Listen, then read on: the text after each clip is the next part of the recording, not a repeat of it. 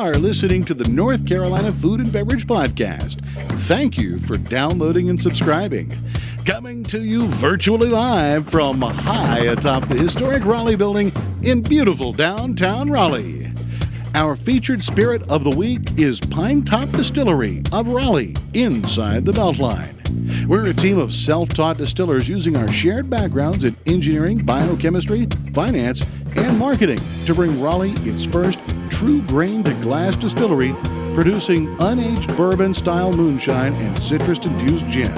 Check them out online at pinetopdistillery.com and on social at Pine Top Distillery.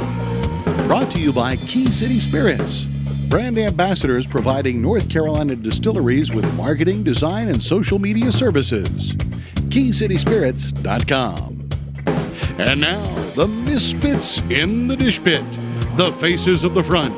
They are Max Trujillo and Matthew Weiss. Hello, and thank you for listening to the North Carolina Food and Beverage Podcast. I am your co-host, Max Trujillo. And I am your co-host, Matthew Weiss. And today we are going to talk about infusions of a different kind. Ooh. We are here with Mr. Nick Sagan of Flat River Infusions. And what they do is infuse things with CBD. Is that correct, Nick? That's right, yeah. Okay, you looked at me perplexed, like, not sure where he's going with this. I was waiting for the Carl Sagan reference, Matt. Yeah. I was like, Nick, not Carl Sagan. But Nick, you grow hemp and turn that into CBD as well as many other things. That's right. Yes. So we do everything from clones or cuttings, mother plants so we have a guaranteed genetics, and then we take the cuttings, we root them, then we grow them up to a suitable size to transplant outdoors, and then we transplant them in the field, grow them out, harvest them about last week of September, first week of October, and then we take that flower and we extract not just the CBD but all the other cannabinoids and terpenes out of it as well, and then we take that and make it into tinctures, salves. We did put it into food products, but the FDA kind of put the smackdown on that. Yeah. More on that later. And so right now we have, like I said, tinctures, salves. What's a salve? So it's like a lotion. Okay. Or like a balm. Like a balm, exactly. Okay. Yeah, and so people use that. Who told you to put the balm on? I didn't tell you to put the balm on. People use that for aches, pains. The subtle thing about CBD is that it's not like if you take like a narcotic or if you smoke THC, you feel that hit, that rush. CBD He's talking about weed, folks. The opposite of that is really an absence of it. Right. And so that's the thing I like about CBD. Yeah, let's get into that, right? Let's start like dispelling some myths. Let's walk through baby steps to understand what the hell are we talking about. Because as a Californian, there's a lot of people growing the marijuana. Is that a street term? It's a street term, but it's also used in bills and legislation. So marijuana typically refers to anything with a THC content higher than 0.3%. Okay, by weight. And so CBD has come on to the culture. It is like the zeitgeist of what is happening in our culture right now. It's everywhere, from every liquor store to every bar to grocery store to grandmas and old men and young kids. Well, everybody. I think that's why it's now a wellness product more than anything. Yeah. From a very basic perspective, marijuana is a cultural term, but the cannabis plant is what we're talking about. That's where marijuana comes from. And then there are some that have THC and then some that don't, or some that have lower levels of THC. Yeah, think of it like apples. So like you have a Macintosh, Gala, Fuji, whatever. This is what I'm growing is cannabis, straight up. It is cannabis sativa. And the only difference is that the varieties of cannabis that I'm growing have been bred to have very low THC and very high CBD. Now, THC and CBD are both cannabinoids, okay? And you have CBN, CBG, and CBC. So there's 5 main cannabinoids that are most prevalent in the hemp that we're growing. Okay. And it's hemp because our THC content is below 0.3. If you were to come out and take some flower off of the plants that I'm growing and go hold it next to anybody else's nug that is marijuana, you would not be able to tell the difference. Visibly, they're the same. It tastes the same, smells the same. When you smoke it, you're not going to get high. You're going to feel relaxed. You will not get high. Right. And you're feeling relaxed because of the cannabinoids, Yep. the CBD. Because the cannabinoids and terpenes all working together, and it's like a synergistic effect. It's called the entourage effect. All of those cannabinoids and terpenes working together have a much greater effect than one isolate by itself. Okay. An isolate being just CBD, or it could be just CBN. But typically in the industry, when you say isolate, they're talking about just CBD isolated by itself. Okay. Do your hemp plants also have other uses for materials? The ones I'm growing, Yeah. they can be. So what they're typically, there's two different types of hemp typically. One is for seed and fiber, which are grown. Those are like, they get up to about 11, 12 feet tall. Oh. And they're very thin. They're like a bamboo almost. Yeah. And that's what they... That's like you can make clothes out of that and string and you stuff want like those that. long cords. Okay. That's what you want for that. The hemp that I'm growing it for oils, is very branched. So it's not good for fiber, but you can take and chip it up and make it like a plywood, or you can grind it up and make it into like a plastic. So there's These would have more flowers, I would assume, then, like your style. Correct. Yeah, Right. We're growing them, and they've been bred to have flower. That's what we're trying to extract out of them. Now, even with the seed and fiber varieties, you can still harvest the top of the plant. It's still going to have flower and seed in there, but they're going to have a low CBD, like 3%, 5% CBD. But they'll also have some seed that you can press out for oil. So what makes your plants not have the high THC level in them? They've been bred down to not have it. Okay, yeah. So Selective breeding. right. So that was a genetic type of thing where you bred out the yeah. Because isn't it kind of? I mean, this is going to sound really stupid. It's like a male female type of plant, isn't it? And aren't you taking out one of the genus of the plant so that it's almost just like one sex? Is that kind of how it works? There are different processes. Okay, so, but it's called Mendelian genetics is what you do. So you can make a male plant. You can get seed off a male plant by manipulating the light photoperiod, and you can make it hermaphrodite, so it can have seeds. Naturally, if you just have regular seeds, you can grow. You have both male and female plants, and that's what they're going to do in breeding, trying to get the THC down, and CBD or CBG and these other beneficial cannabinoids up. Yeah. But as far as male and female, they're all going to have the same ratios. Like you or your wife are, Okay, so that's not the separating. You have male and female plants. Max, it's kind of like in Braveheart when Edward the Longshanks declared prima nocte. Prima nocte. If we can't get them out, we'll breed them out. Wow. Yeah, great reference, Matt. Thank you. And for all you big Mel Gibson fans out there, give it a look-see. It might be on Netflix. Who knows? But no, I don't have any male plants. So what we've done is we've taken these plants and they started from seed, and then they grew those up. They grew those up to a certain size and took cuttings off of them. When you take cuttings or vegetative propagation, the genetics are identical to the mother plant you took them off of. And so what they do is once you take the cuttings and you root those and you get them growing up, then you take those cuttings and you've numbered which ones mothers they came off of, and then you manipulate the photoperiod to make them flower. And after about 5 days, you'll see either a female flower parts or male flower parts. And you just keep track of which the males are and you get rid of those. Oh, So now anything all I do female. from then on is guaranteed female. Like Jurassic Park. Nature will find a way. Yeah, nature will find a way. Sam Jackson's going to tell you. And here, Nick Sagan will find a way. Yeah. So, and people are listening to this right now that have probably just taken a bunch of marijuana or THC. They're like, Wow, oh, this man. is fascinating. I'm going to watch that movie again. Well, no, but I do want to even take something back from more of a beginning, because I've been thinking about this, and I'm sure, and obviously you've thought about this, is the fact that North Carolina Carolina as a state was this prolific tobacco producing state. Yeah. And then obviously legislation has come down and a large portion of that industry has gone away. But now we have this new evolution of the hemp industry and all these uses for it. So it makes a natural thought, well, why don't we start planting hemp and, from all that space we had for tobacco and start planting hemp? Well, and sure. A lot of the infrastructure that is used for tobacco, the equipment used to plant it, the equipment used to dry it, the cultivation in between the rows, a lot of the land, the soil that is suitable for growing tobacco is very suitable for growing hemp. Back to what you were talking about before, as far as when tobacco's out, it's done.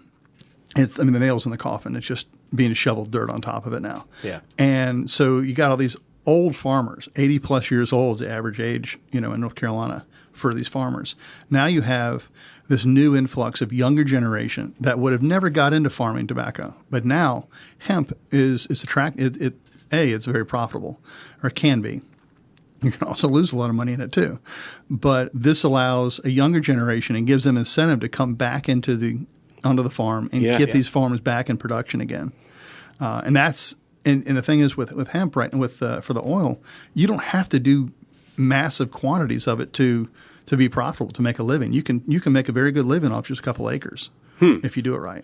But as far as hemp goes, and I know a little bit about this because my colleague, he is a hemp farmer himself out in Hillsborough, and he was telling me that he had a profitable business in California, but when it went medical, he lost all of his business. So, but anyway, Like it became more government regulated or so, like the farms? yeah. Exactly, and you could only buy then from, I guess, certified farms, etc.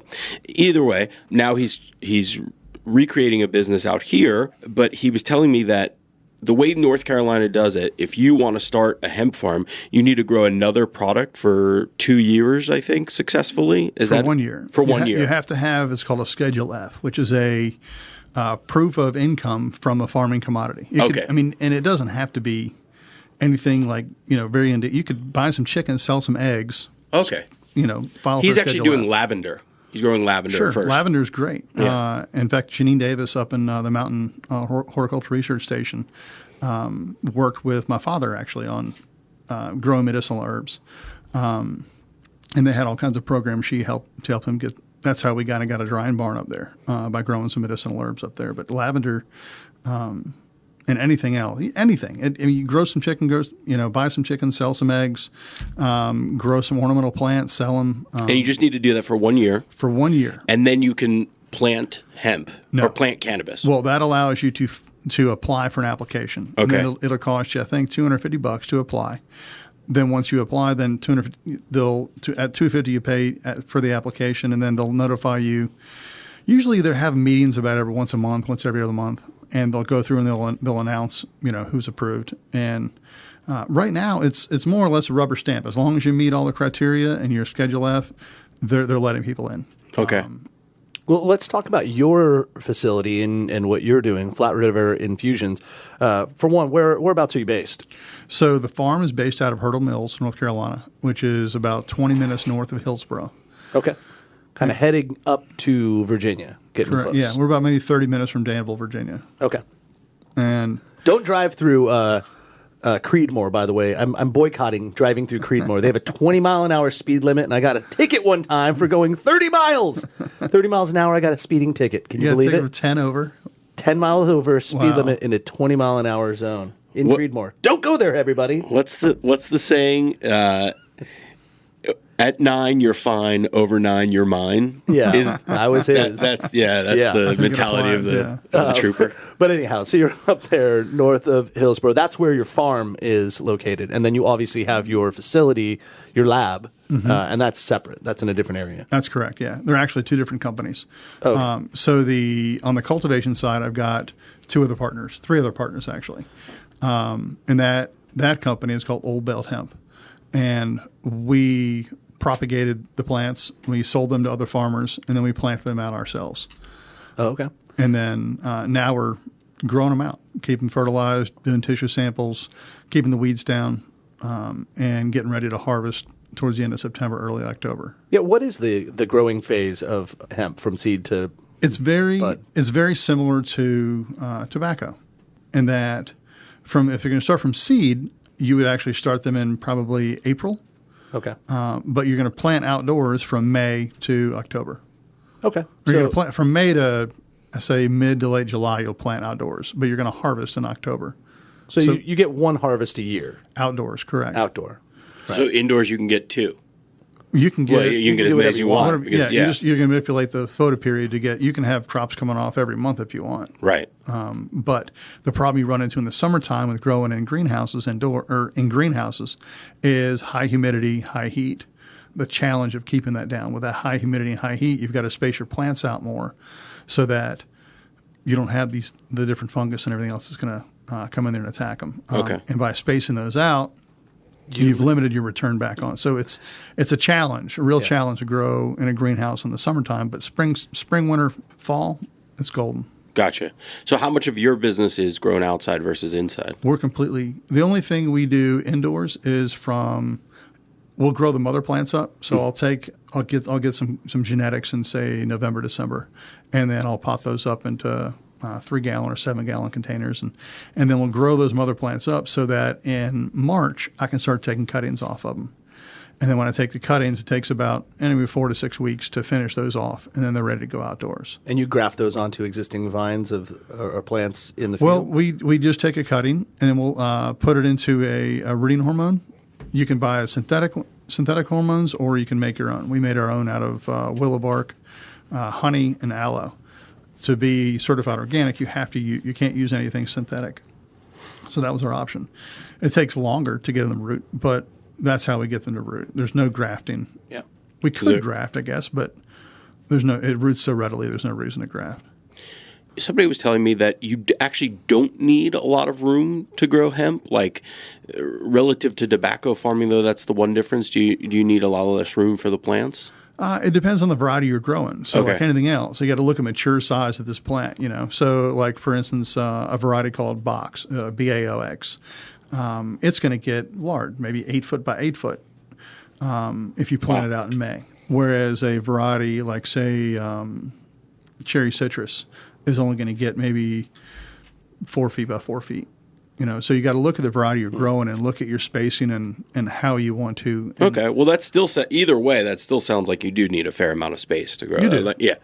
And then in terms of, so you have your farming business, and then you're bringing the materials to the lab, right? And then so how do you decide like what you need to make, and how does that process work? Where you make oils, and you said the salves and the tinctures and all that. From raw material to the next step. Okay, so the next step, once you have your flower that you've dried and called shucking, you actually pull it off the stem, so you have just the flower material, and that's dried down to typically at about 12% moisture. It's still somewhat pliable. Typical, bud you get off the street is probably 13-14% moisture. So it's a little more moist. But we dry it down a little bit more because you don't want that water in your. In fact, we'll get it down to probably 4 or 5% moisture before we do the next step called extraction.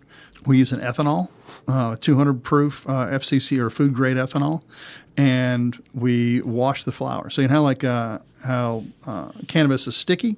Yeah. Well, the part that makes it sticky are the trichomes. It's sticky icky. That's right. Yeah, the sticky icky. Proper. Official term. So we use ethanol to wash the sticky icky off the flower.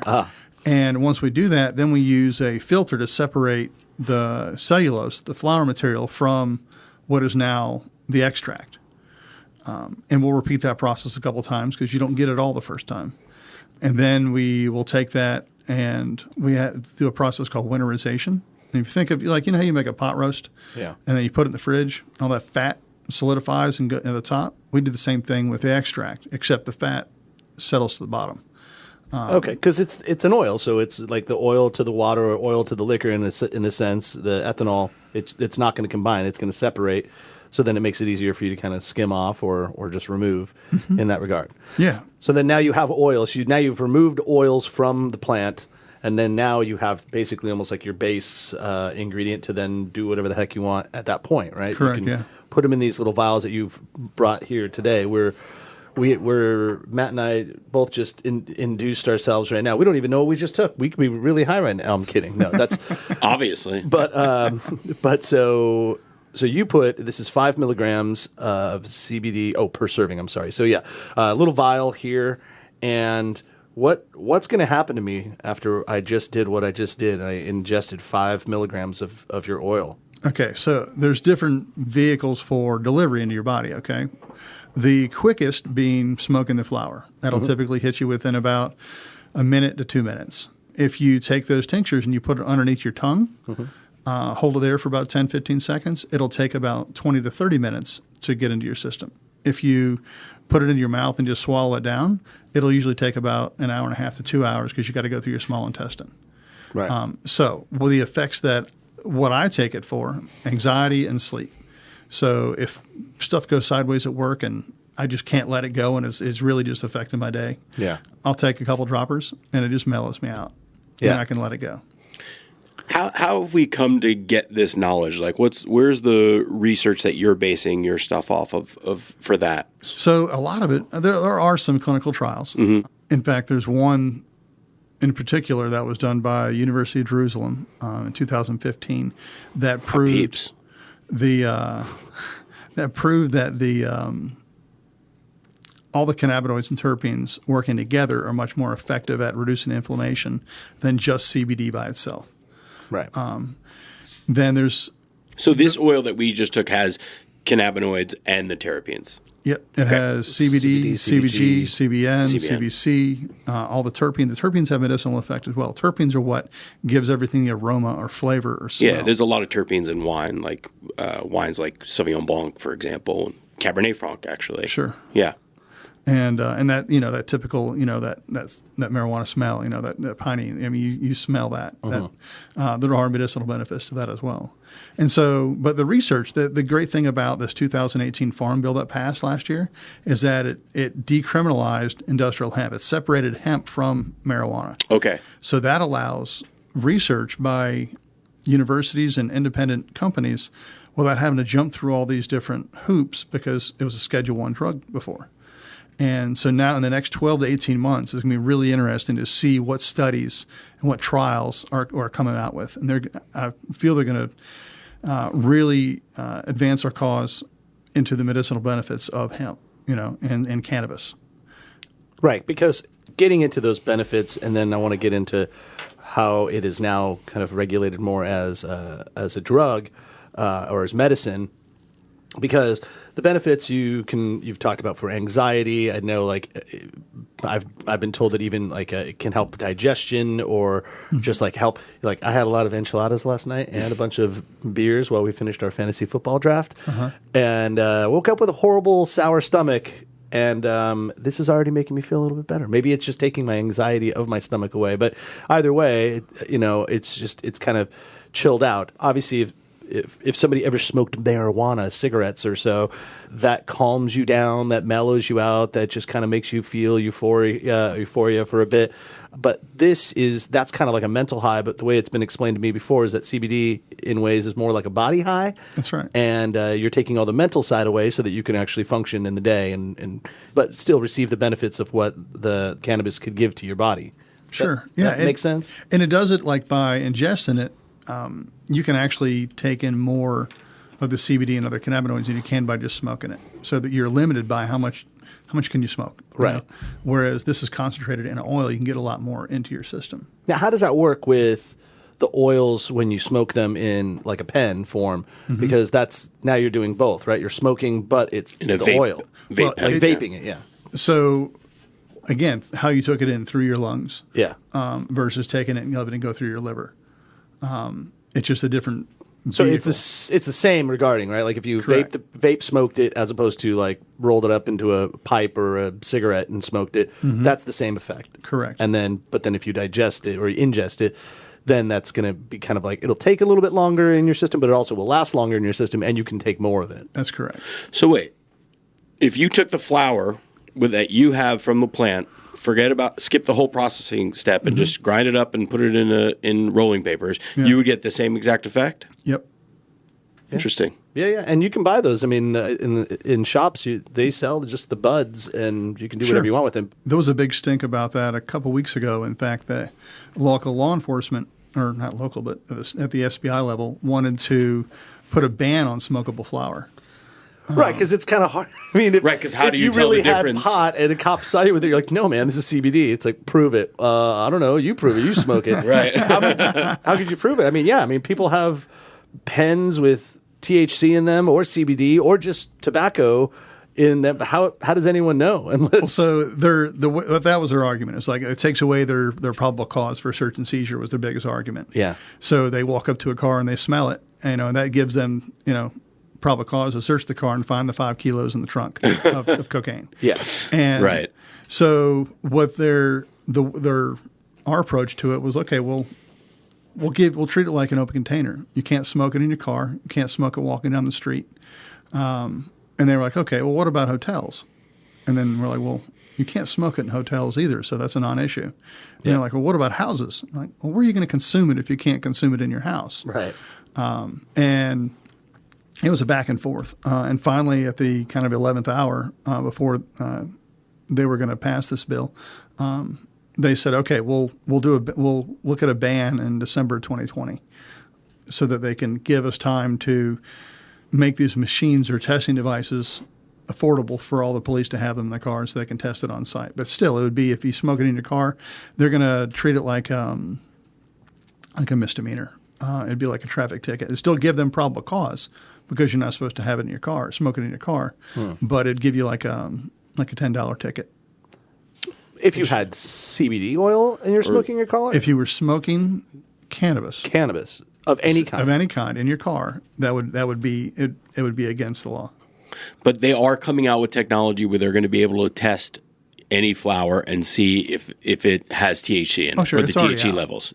Farmers use it all the time so that we can test our flowers to track what our inputs on. Are they raising the THC levels or CBD levels or not? Right, because you have to make sure that you're keeping your levels lower so that you're compliant with the law as well. Yeah, the last thing we want to do is have the state come out and test our flower and have it be hot. THC, right? Yeah, so we can test it right before it gets hot, and we go ahead and we can cut it. Right. I just want to ask one question, and not trying to be silly, but if you are somebody, let's say in California, that does want to have THC plants or high level THC, you would do the exact opposite of what you're doing, and meaning like what we talked about in the beginning about having the mother and the genetic material of the plant. They would do the same thing. They're just going to have find the plant. Well, find the plants that have the high THC and propagate those. Correct. Gotcha. Yeah. Why, Matt? What are you trying to do? I'm moving to California, Max. Okay, so seeing the benefits of CBD, it actually does become more of like something that you can put into your habitual life plan, like for anxiety or just for peace of mind, to calm you down. And I get it. I understand why it's so ubiquitous now.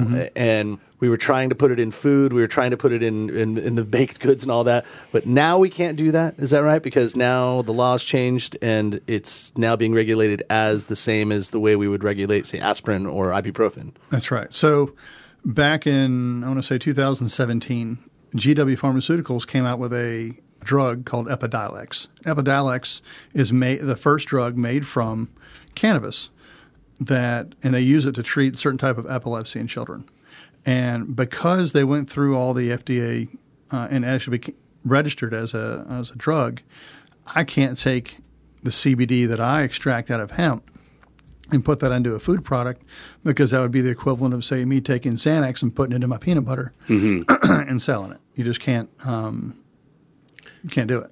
And so, what do you think do you think that will be like they've taken hemp and separated it from cannabis? Do you think that will ever change, or will it change in the near future? I believe it will, because when you think about just CBD by itself as a drug, that isolate will probably be patented very soon. Okay. If GW, they haven't already done it, it will be soon. So it'll be its own separate category. But what they can't patent is the whole plant product. So when you have CBD, CBG, CBN, all the terpenes and cannabinoids together, you can't patent that because there's too many different variables. And so that is what I think in the future will be allowed to be put into food products and edibles. Whereas just CBD by itself, like just the isolate, so Coca-Cola wants to infuse their Coke with CBD, and it's a gray area. Legally, they probably can't do that right now, but they've got a lot deeper pockets and lawyers. I'm going to let them fight that fight. For it. Happily ride their profit from that. Exactly. Yeah. Is there still the negative effects of the THC that we conventionally thought of then, like mind altering and all these other things? Yeah, because the THC, the CBD and the other cannabinoids are not psychoactive, meaning they don't bond to your receptors in your brain. Right. But I have a question about that because we talked about body high versus mental high, but if it's relieving anxiety, then it is affecting your brain in some aspect. To a certain point. But the THC, there's been studies that have proven that if you consume THC by certain people who are schizophrenic, it has a very negative effect. It will trigger paranoia. Exactly. If THC is consumed by people without full development of the brain, then it can negatively affect their behavior later in life. Okay.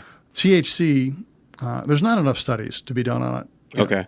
Right now there needs to be more studies, but it has been proven to negatively affect brain activity. Exactly.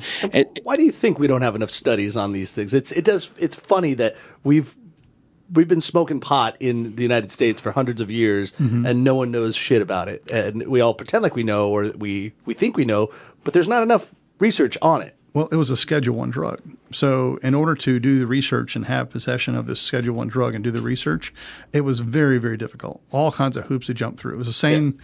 Basically, a Schedule I drug has no medicinal purpose. But there were all those scientists in Half Baked that had lab coats, and they were studying like crazy. Dave Chappelle was helping them out. He was mopping the floors. You'd think they'd figure something out by this point. But the fact of the matter is, it's pretty straightforward. It's like it's a plant. It's of this earth. You smoke it like you smoke cigarettes. We obviously know that it doesn't have the same negative effects on you, like ingesting all the carcinogens that tobacco has produced. That's pretty straightforward. What's the worst thing that could happen to ingesting CBD or THC in your body? I don't know. There's been no recorded overdoses from cannabis. I've heard that if you're taking either THC or just whatever, if you're taking a lot of these things, overdose death anyway. Should we put that? Maybe there are like mood swings or something like that. It could alter your mind a little bit in the sense that if you're used to having it for so long and then you don't, you get very irritable or you get moody and rangy, right? I mean, that's been something, but I guess that's not really factual either. I don't know. Yeah, but by the same token, the parallel there is, of course, alcohol. And if you don't have alcohol and you're an alcoholic, you would have the same thing. So, I mean. Yeah. And so CBD actually, there are studies that show that it helps reduce the way it works in your body is that it will help reduce your dependency on opiates and alcohol and nicotine. Yeah, which is a huge push, I think, that's happening and why CBD has become popular because of the opiate epidemic. So this is kind of a solution, maybe possibly. Correct. An assistance, yeah. It will help provide a solution. So, but the other question now that we're talking about this, so if THC has some potential negative effects, with it being legalized in all these states, those are legal for THC-based cannabis. And in medical grade cannabis, it has a very high potency of THC. Is that right? It can. It can. It just means that it can be higher than 0.3%. Like so, any THC higher than 0.3% is considered marijuana. It could be medical could be 1%, could be 20% THC. It varies. And again, I've been seeing people telling me like they get vape pens and stuff, and they're upwards of 95% and more of THC. Yeah. And so, but I guess what I'm driving at is, so why, if you're a medical grade and you're getting all the benefits from the CBD and the CBN and the other stuff, why would the medical grade still have the THC in it?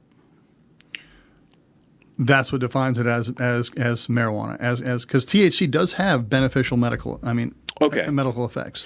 But what I'm saying is, it seems like seemingly without the THC, we're still getting all those good effects Sure. of the CBD and the CBN. Well, that kind of leads to where I think the future of cannabis is in not just North Carolina but the U.S. is as these studies that are now allowed are conducted. I think we'll find that CBN is mildly psychoactive, but it helps induce sleep. So people that have sleep issues, the pharmacists are going to be able to compound a serum of different cannabinoids and terpenes specific to that ailment for that patient. And that's where I think the future is. I think all of the flower everything will be extracted out, and you'll have all these different, it's called distillate at that point, where they distill out all the different cannabinoids and terpenes.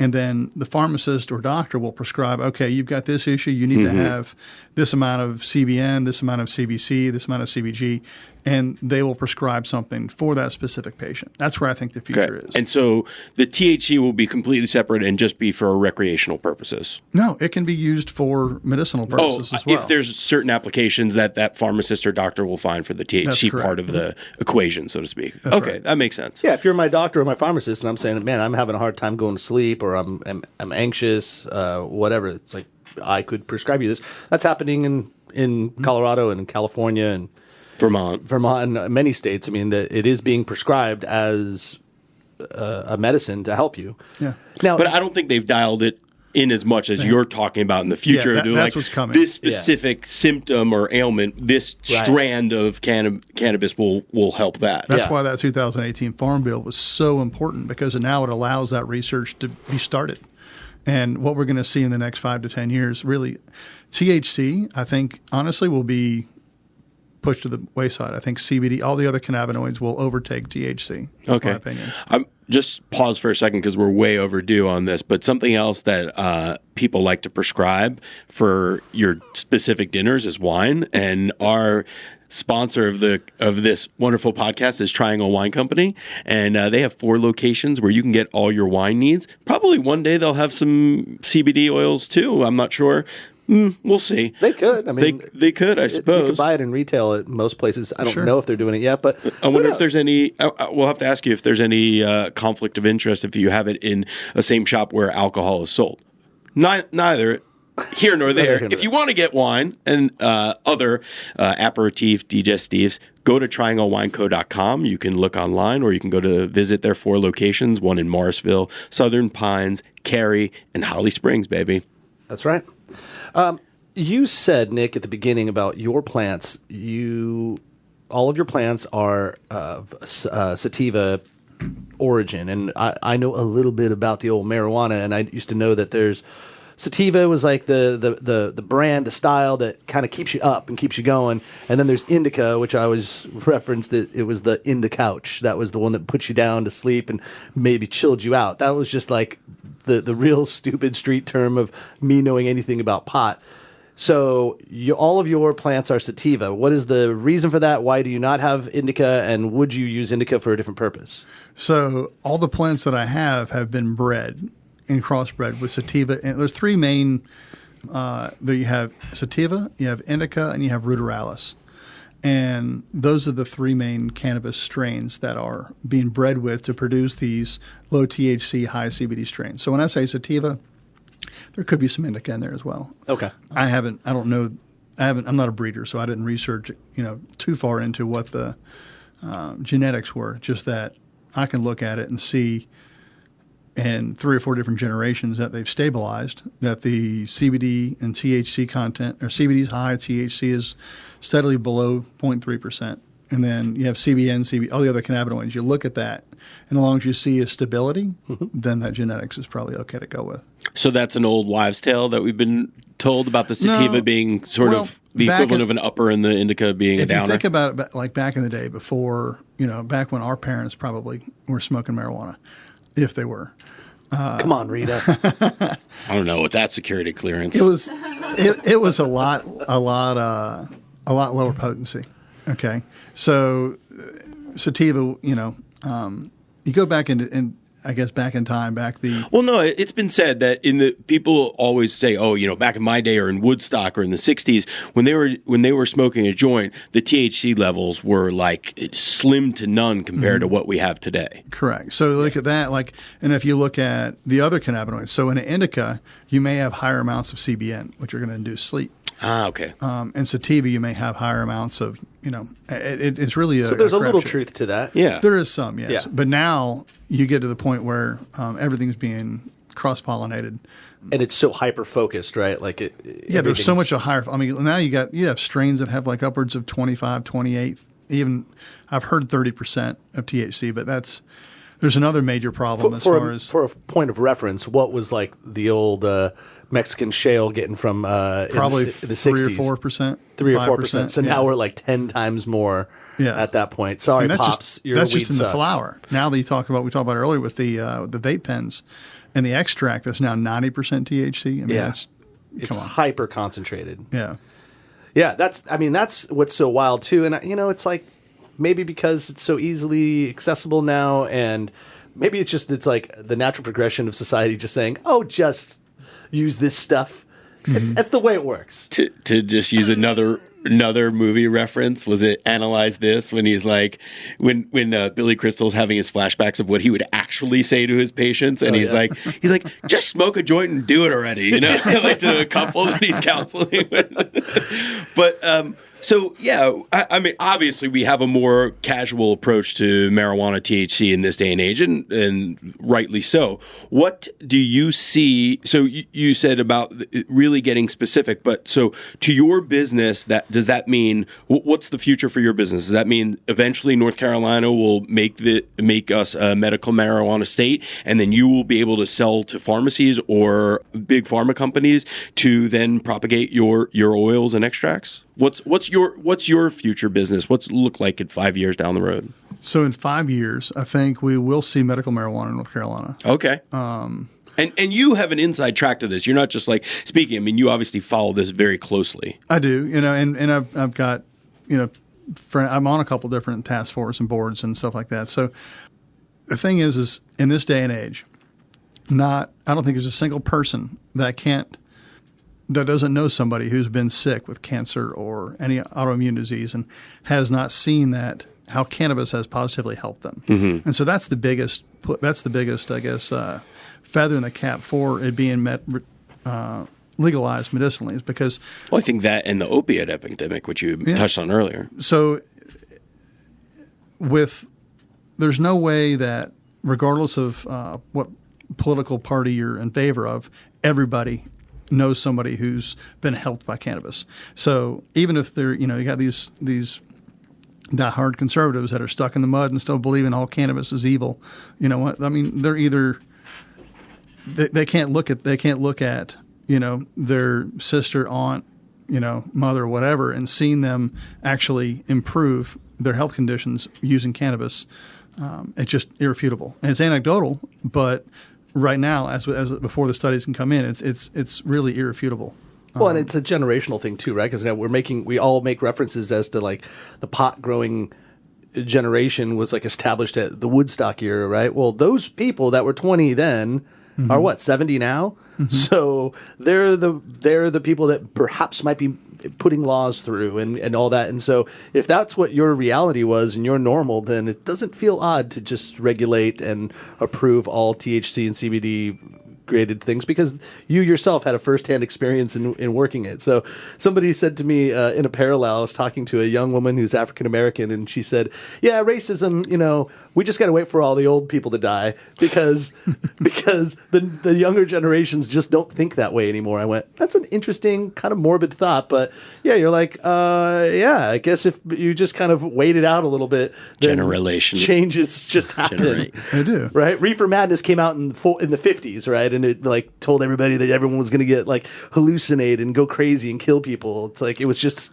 scare tactic propaganda to just keep people away from smoking pot for whatever reason. But and the thing is like it does help so many people, and like especially in the veteran community, like the PTSD is well, not just veterans, everybody except for people that are in the military can't smoke marijuana. They can't, but once they get out, CBD oil though, right?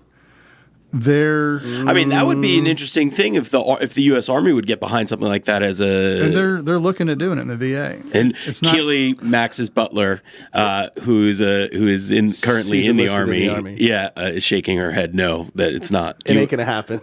Not anytime soon. Yeah. But the thing is, like, so I have a guy that works with me. He had PTSD. I didn't realize it, and I did something last summer that actually triggered him. And he came in, out of the field, and he was like, I could tell he was kind of, he wasn't like, irrational, but he was shaken up. He wasn't normal self.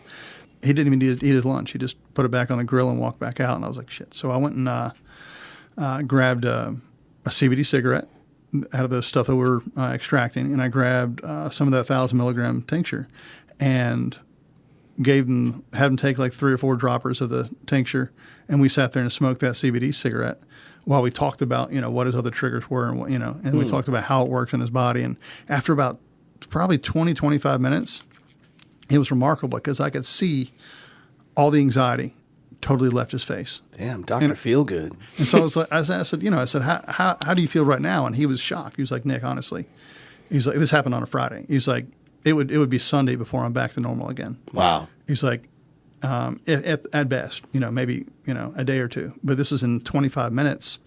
We were able to not completely get rid of everything, but knock a big chunk of it out. Yeah. So. Yeah, and why not, right? Yeah. We are only on this earth for so long, and if there are ways that we can help ourselves live better, healthier, the pursuit of happiness, right? All of that stuff. Like, why are we holding ourselves back from doing things that could inevitably make ourselves better? And that's what we should be driving forward. And when people have those experiences and they see how it positively helps other people, I mean, how can you not be for it? Plus, the thing that Matt alluded to in the very begining, we can make a shit ton of money off of this. There is a bunch of money. Taxes and revenue, your own personal growth. I mean, CBD is not cheap. By the way, how much is one of these little tiny tincture bottles? So the 300 milligram 1 ounce bottle, there's about 30 servings. Well, actually about 60 servings if you take a half a drop at a time. It'll cost you $40. $40. That's not cheap. And then so I did the 300 milligram, and then Matt did the 1,000. Oh, Matt's flying over here, and I'm just chilling. So the 1,000 milligram will retail for about $100. Okay, yeah. So this is some serious shit right here. So it's not cheap, but it's. I mean, gosh, neither are pharmaceuticals, right? I mean, yeah, but you're taking one little dropper per day. How expensive is a bottle of Vicodin if that's the case, and then what ends up happening to your liver and what ends up happening to everything in your life after you've had this addiction of Vicodin that's supposed to calm you down with your anxiety and all of those drugs. I mean, Big Pharma probably has a lot to do with people not wanting CBD oils to be more readily available because it's kind of nipping in on their turf. Oh, sure, it's gonna cut in a big way. I mean, I produce I edit a podcast that is about these things. It's a private show. I can't talk about it too much, but it talks about medical benefits from pharmaceuticals, but how it gets out of hand. And talking about the military, this guy went from, he's like, yeah, I used to be addicted to, I'd get Vicodin in the small little orange vials like we all know that we get our amoxicillin in or anything like that. But after a while, the pharmacist knew that I was just getting so much for my pain that they would give me the big jumbo Costco-sized drum of what they receive from the distributors because he needed it, right? And the interviewer was saying, well, wait a minute, why did the pharmacy let you have so much at one time?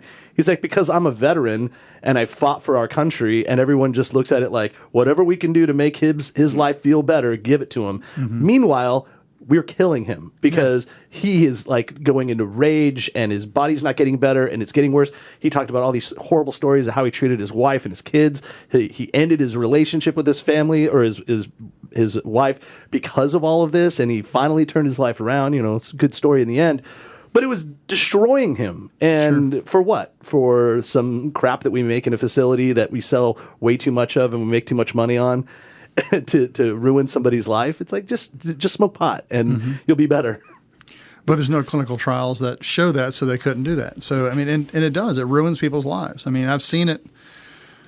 time and time again where people that, I mean, everyday people like us here in the studio, I mean, we get in an accident, we get injured, and all it takes, man, is like a week of taking this, these opiates, and you're hooked. Yeah. And you're dependent. You cannot, I mean, it's so hard to fight that. And I've seen it time and again. North Carolina is the 13th most addicted state into opiates. And I mean, you're looking at like horrible statistics about people just dying. What is it? We have opiate involved overdose deaths in 2017. This is old, but we had 1,980,000 deaths from opiate addiction, like in North Carolina.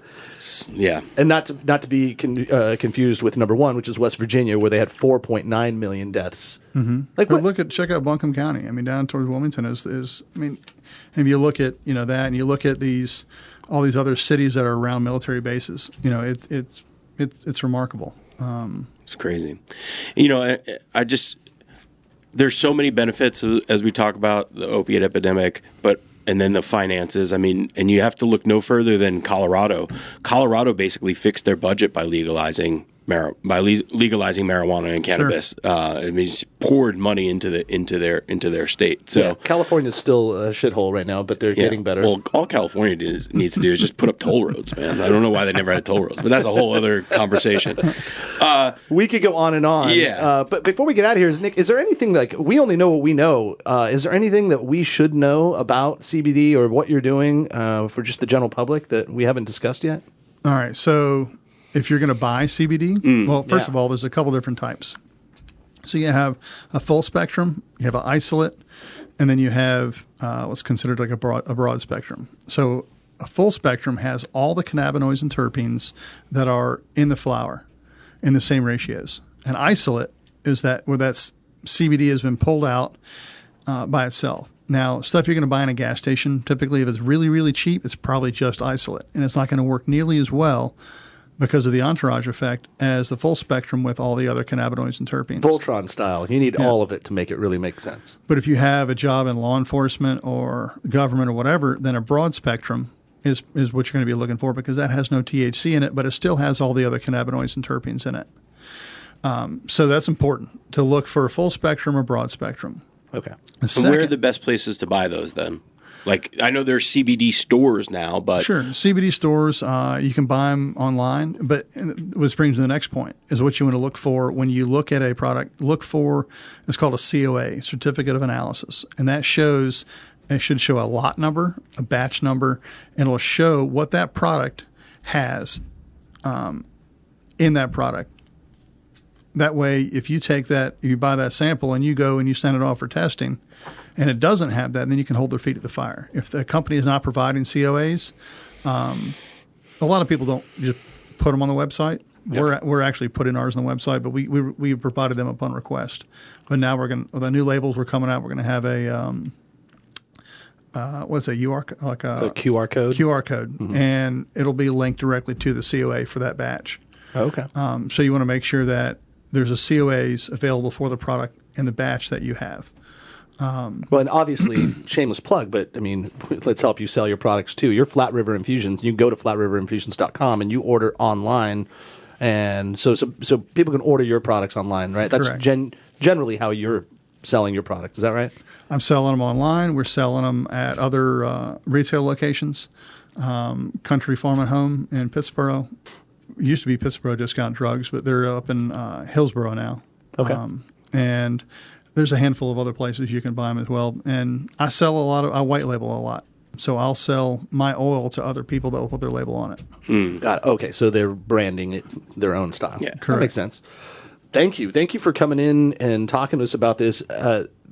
Seriously, listeners, if you have questions about this, we'll shoot a post out on Instagram. Ask questions. I would love even a follow-up with you, Nick, and bring you back in and have a more detailed conversation. Maybe get some other people that have thoughts and questions. Yeah, and as legislation happens and progresses, please keep us abreast of the situation, because if you need to come in here and talk to us or like lobby for stuff, we'd love to be that platform. And speaking of that, I'm wondering also, like, if we could get creative and have CBD oils available in like local lodgings, you know how like you give out moisturizers and stuff like that, then maybe you could have the NCRLA get involved in that, and they've been somewhat successful with the alcohol. So you know, I don't know if they're your lotion and your oil. That would be cool. Yeah. Why not? Bath bombs. Exactly. Right next to the Holy Bible. Here, you've had a rough day. Mellow out, relax. Right. I love it. Well, again, thank you. Go to flatriverinfusions.com. I'm saying that right? flatriverinfusions.com. We also have a delicious cake for you from Bestow Baked Goods. Nice. Our friends over there, Heather and Kyle Sutton, make a delicious cake. Maybe it'd be nice to have after a little CBD in your body and you're just chilling. But go visit them, Bestow Baked Goods. They're opening up soon in Holly Springs, right next to Triangle Wine Company, but they are currently in Fuquay Arena. Go to bestowbakedgoods.com. Thank you. The music's playing us off now. Matt, you got anything else before we get out of here? Nick, thank you for coming in. Thank you for educating us on all the things related to cannabis and hemp. So go to Flat River Infusions, like Max said. Take some CBD oil. You'll feel great, and then go eat and drink merrily. Thanks for listening to the NC F&B podcast. And if you've stuck with us this long, review us on iTunes, and remember, 5 stars are encouraged.